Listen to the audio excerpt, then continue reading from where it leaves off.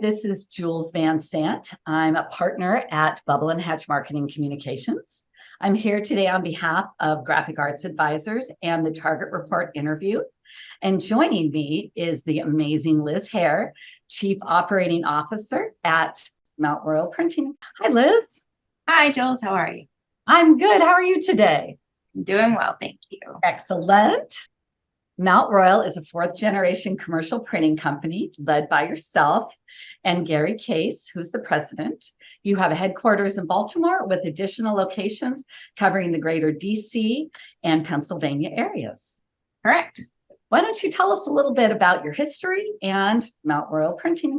Okay, so like you said, Mount Royal Printing is a fourth-generation family company. We started in 1947 in downtown Baltimore. We've been serving the DC, Maryland market since our inception in 1947.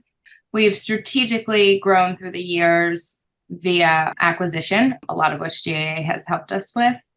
So we, starting in the Great Recession, we did a few in 2001 and 2002, and then after the Great Recession, in 2009, we brought in Jarbo Printing in the DC area.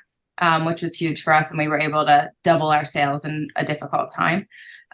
Since then, we've made an acquisition in Virginia, a couple more in DC, moving into Pennsylvania in 21, and then our most recent this July of Westland Enterprises in DC. So that's our big growth strategy. We're a classic commercial printer. We specialize in HUV lithography. We also do digital printing, mailing, wide format. We run the gamut and really try to provide all of the services under one roof. As you've been able to grow, you've been able to provide to your clients all that differentiation in their marketing deliverables. So congratulations to you and your team for continued success. So talk about specifically this recent purchase of Westland Enterprises. Why did you decide to pursue that? And how did it add value to your business? Yep. So during COVID, obviously everyone's sales went down. So we went right to Market John to go down market for us to find companies. The Pennsylvania came across first, and then in 22, we were ready to go back to market again. Focusing on growing our presence in DC and Virginia. We had seen that kind of decline in the last couple of years. It used to be 40% of our business. It was down closer to 10. So we wanted to make a geographical acquisition in order to increase our footprint there again with the changing market. So we went out to market with letters. Westland responded. They were looking to get out. They were also a family-run company. So the timing was right, and we worked through due diligence, and they made it happen. Yeah. So talk about some of the challenges and the opportunities that happened throughout that process, and how you maybe overcame some of those.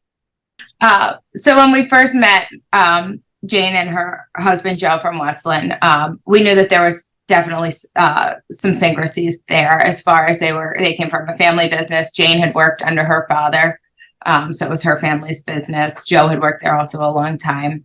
He decided to stay with us and work. She's getting out. Some of the challenges were they were an MBE because she was the full owner of that company. We are not an MBE, so we had to work through some of how we were going to manage those clients. To have the reps discuss with those clients that the change and how that was going to affect their business, and whether that would affect their business. So that was something we had some discussions of along the way. Can you define what an MBE is? Yep, they were a woman-owned minority business in the state of Maryland, yes, which was really good for them. It got them into some really nice accounts. We're able to maintain a few of those relationships. Some of them we did have to let go of because it didn't make sense to keep that at this time. We did look into those options, and it's something that we have on the back burner probably for down the road. But currently, we decided not to make the change or keep it as a second business to do that. So that was one of the challenges, was deciding what we were going to do about that status and how important it was to the transaction. Yep. Some of the other stuff, just structuring the typical wind down, what assets we were truly interested in, how we were going to make the numbers work, to make sure that they were a good fit for our business and that there was no crossover with clients, since we are very present down there. So it's been a good transition so far. That's terrific. I'm happy to hear that. And I'm glad that it's been a value add to your company, and that it sounds like the owners of Westland also benefited in the long run as well in that transition. Yes, I believe so. Jane is still pretty involved when we need her to be, which is really nice, even though they're involved in the wind down, helping us transition clients, helping transition sales reps. And Joe Joe works here full time. So he is part of our team, and he's been valuable so far, helping transition as well, because the clients know him. Exactly. And he brings a lot of that intelligence from the previous business interactions. So I imagine that's helped with smooth transitions. So Yes. that's awesome.